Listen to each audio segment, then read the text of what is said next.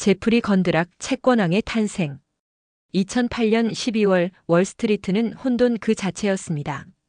리먼 브라더스가 파산했고 금융 시스템은 붕괴 직전이었죠. 그런데 바로 그 순간 한 남자가 20억 달러를 들고 회사를 나섰습니다. 해고당한 것이 아니었습니다. 그는 스스로 나갔습니다. 그리고 1년도 안 돼 월스트리트 전체가 그의 이름을 외치게 됩니다. 제프리 건드락. 오늘은 이 전설적인 투자자의 이야기를 들려드리겠습니다. 1장 천재의 탄생. 1959년 뉴욕에서 태어난 제프리 건드락은 어린 시절부터 남달랐습니다.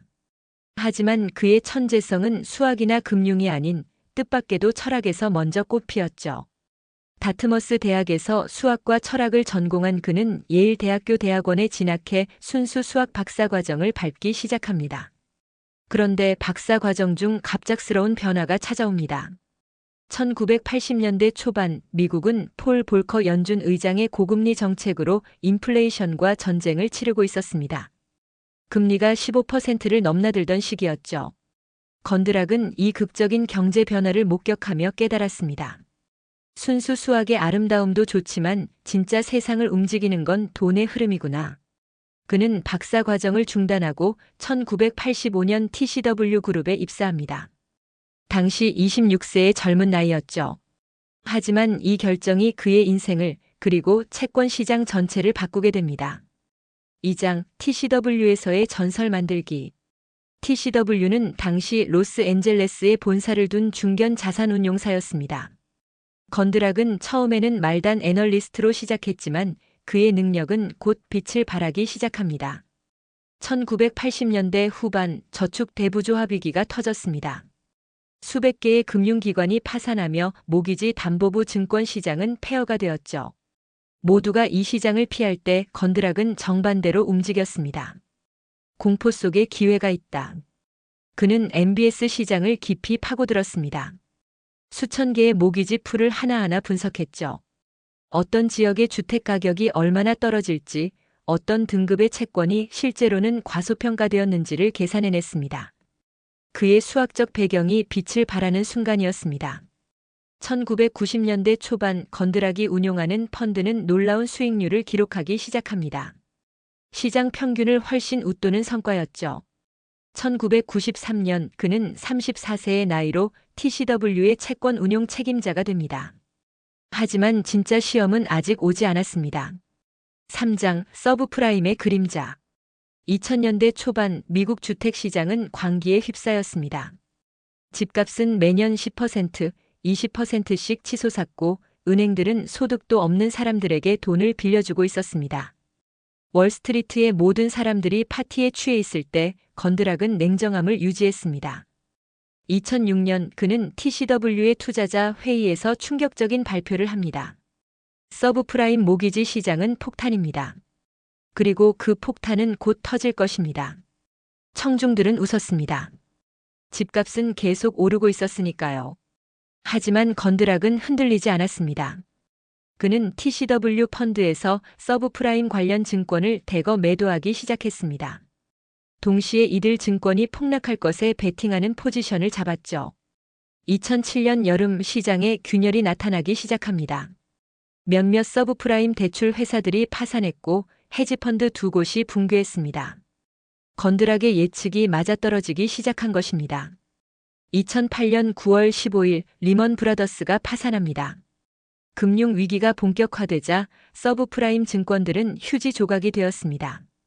하지만 건드락의 펀드는 시장이 30% 폭락하는 동안 그의 펀드는 플러스 수익을 냈습니다. TCW에서 건드락의 위상은 하늘을 찔렀습니다. 그가 운용하는 자산은 600억 달러에 달했고 그는 채권왕이라는 별명을 얻게 됩니다.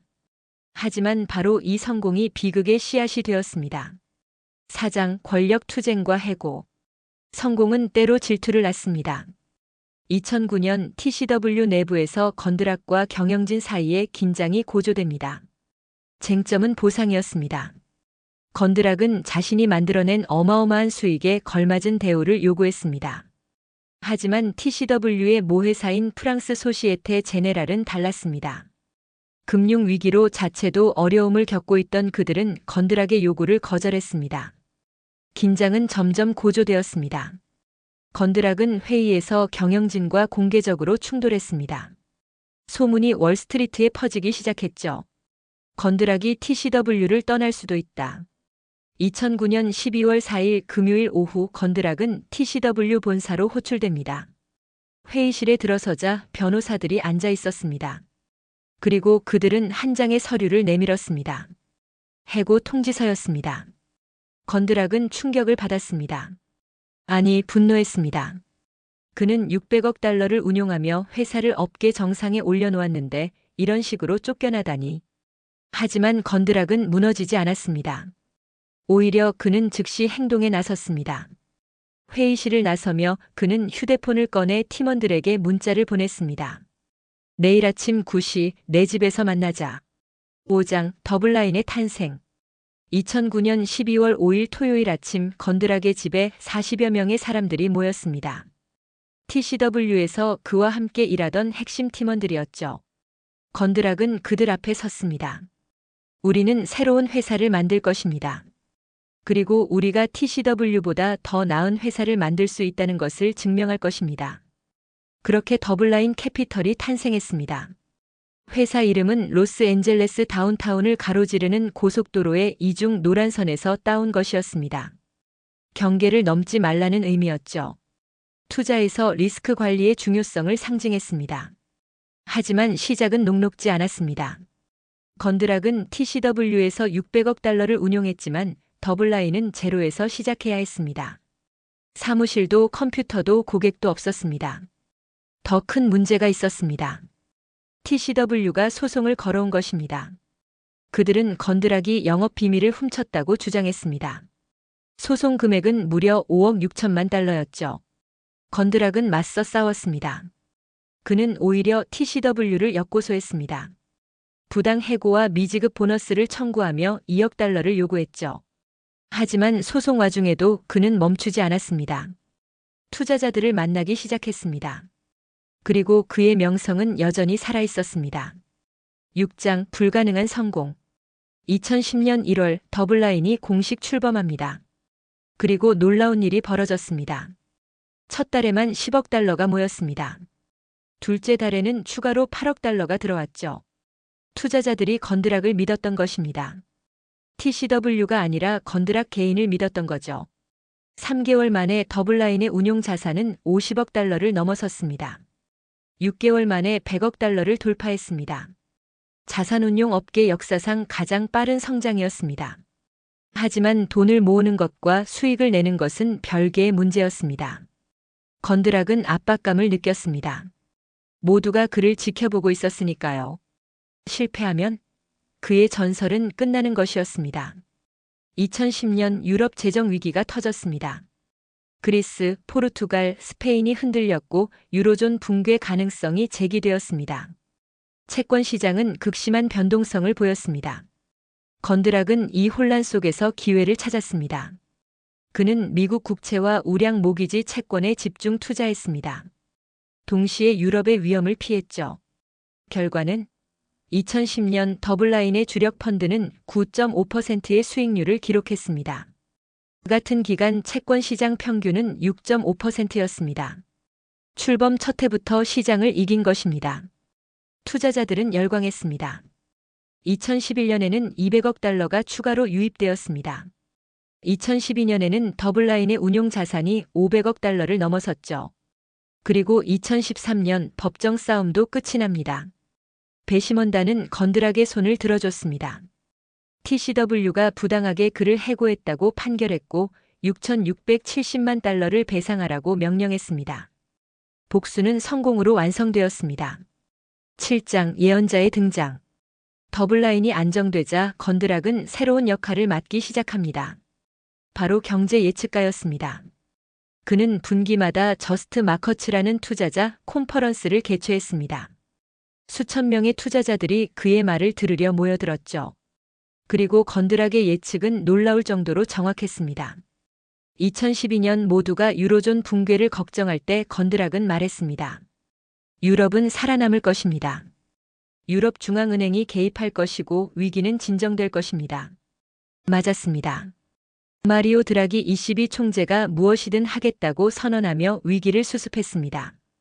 2013년 벤 버냉키 연준 의장이 양적 완화 축소를 시사하자 채권 시장은 폭락했습니다. 소위 테이퍼 텐트럼이었죠. 건드락은 이렇게 말했습니다. 과잉 반응입니다. 연준은 생각보다 천천히 움직일 것입니다. 역시 맞았습니다. 연준은 2014년 말까지 양적 완화를 유지했습니다. 2016년 대선 때는 더욱 극적이었습니다. 대부분의 전문가들이 힐러리 클린턴의 승리를 예측했지만 건드락은 달랐습니다. 그는 선거 한 달 전에 이렇게 말했습니다. 트럼프가 이길 가능성이 50%가 넘습니다. 시장은 이를 전혀 반영하지 않고 있습니다. 트럼프가 당선되었고 시장은 충격에 빠졌습니다. 하지만 건드락은 준비되어 있었습니다. 8장 코로나 위기와 완벽한 대응. 2020년 초 새로운 코로나 바이러스가 중국에서 퍼지기 시작했습니다. 1월과 2월 대부분의 투자자들은 이를 중국만의 문제로 봤습니다. 미국 주식시장은 사상 최고치를 경신하고 있었죠. 하지만 건드락은 달랐습니다. 2월 중순 그는 투자자들에게 경고했습니다. 이것은 단순한 독감이 아닙니다. 글로벌 팬데믹이 될 것이고 경제를 멈출 것입니다. 그는 즉시 행동했습니다. 리스크 자산 비중을 줄이고 현금과 국채 비중을 늘렸습니다. 그리고 3월이 되자 그의 예측은 현실이 되었습니다. 주식시장은 한 달 만에 35% 폭락했습니다. 회사채 시장도 얼어붙었죠. 심지어 국채 시장마저 제대로 작동하지 않았습니다. 2008년 이후 최악의 금융 위기였습니다. 하지만 건드락은 패닉에 빠지지 않았습니다. 오히려 그는 기회를 봤습니다. 3월 중순 시장이 바닥을 칠 때 그는 투자자들에게 말했습니다. 연준이 개입할 것입니다. 그리고 그 규모는 여러분이 상상하는 것보다 훨씬 클 것입니다. 3월 23일 연준은 역사상 처음으로 무제한 양적 완화를 선언했습니다. 회사채까지 매입하겠다고 발표했죠. 시장은 반등하기 시작했습니다. 건드락은 이 타이밍에 공격적으로 움직였습니다. 폭락한 회사채와 모기지 채권을 대량 매입했습니다.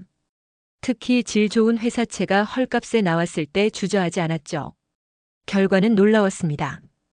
2020년 극심한 변동성 속에서 더블라인의 주력 펀드는 8.5%의 수익률을 기록했습니다. 같은 기간 채권 시장 평균은 7.5%였죠. 더 놀라운 것은 2021년이었습니다. 이제 건드락은 정반대로 경고하기 시작했습니다. 인플레이션이 온다. 그리고 연준은 이를 과소평가하고 있다. 당시 연준은 인플레이션을 일시적이라고 주장하고 있었습니다. 대부분의 경제학자들도 동의했죠. 하지만 건드락은 달랐습니다. 9장 인플레이션의 귀환. 2021년 내내 건드락은 인플레이션을 경고했습니다. 그는 데이터를 제시했습니다. 통화 공급이 폭증했고 재정 지출이 천문학적이었으며 공급망은 붕괴되어 있었습니다. 이 모든 요소가 결합하면 인플레이션은 필연입니다. 그는 DOUBLELIN이 펀드에서 장기채 비중을 대폭 줄였습니다. 대신 단기채와 인플레이션 연동채권 비중을 늘렸죠. 그리고 금과 원자재에도 투자했습니다. 2021년 말 인플레이션율이 6%를 넘어섰습니다. 2022년에는 9%를 돌파했죠. 40년 만에 최고 수준이었습니다. 연준은 당황했고 급격한 금리 인상에 나섰습니다. 채권 시장은 대학살을 겪었습니다. 장기 국채는 20% 이상 폭락했습니다. 60-40 포트폴리오는 역사상 최악의 성과를 냈죠. 하지만 더블라인은 손실을 최소화했습니다. 건드락의 선제적 대응 덕분이었습니다. 그는 다시 한번 시장을 이겼습니다. 2023년 건드락은 또 다른 예측을 내놓았습니다. 연준은 금리를 5%까지 올릴 것입니다. 그리고 2024년에는 경기 침체가 올 가능성이 높습니다. 시장은 회의적이었습니다. 하지만 연준은 정말로 금리를 5.5%까지 올렸습니다. 그리고 2024년 경제는 둔화되기 시작했죠. 건드락의 트랙 레코드는 이제 전설의 영역에 들어섰습니다. 10장 투자 철학. 건드락의 성공 비결은 무엇일까요? 그는 종종 자신의 투자 철학을 공유합니다. 첫째, 데이터에 집중하라. 건드락은 감정이나 직관이 아닌 숫자를 믿습니다. 그는 매일 수백 개의 지표를 추적합니다. GDP, 고용, 인플레이션, 통화 공급, 신용 스프레드 등 모든 것을 봅니다. 둘째, 컨센서스를 의심하라. 건드락은 항상 군중과 반대로 생각합니다. 모두가 낙관적일 때 그는 위험을 찾고 모두가 비관적일 때 그는 기회를 찾습니다. 셋째, 유연하라. 건드락은 자신의 의견에 집착하지 않습니다. 데이터가 바뀌면 그도 생각을 바꿉니다. 시장은 항상 옳다는 것이 그의 모토입니다. 넷째, 리스크를 관리하라. 더블라인이라는 이름이 상징하듯 건드락은 경계를 넘지 않습니다. 아무리 좋은 기회라도 리스크가 너무 크면 피합니다. 다섯째, 장기적으로 생각하라. 건드락은 단기 수익률에 연연하지 않습니다. 그는 3년, 5년, 10년 후를 봅니다. 11장 논란과 비판.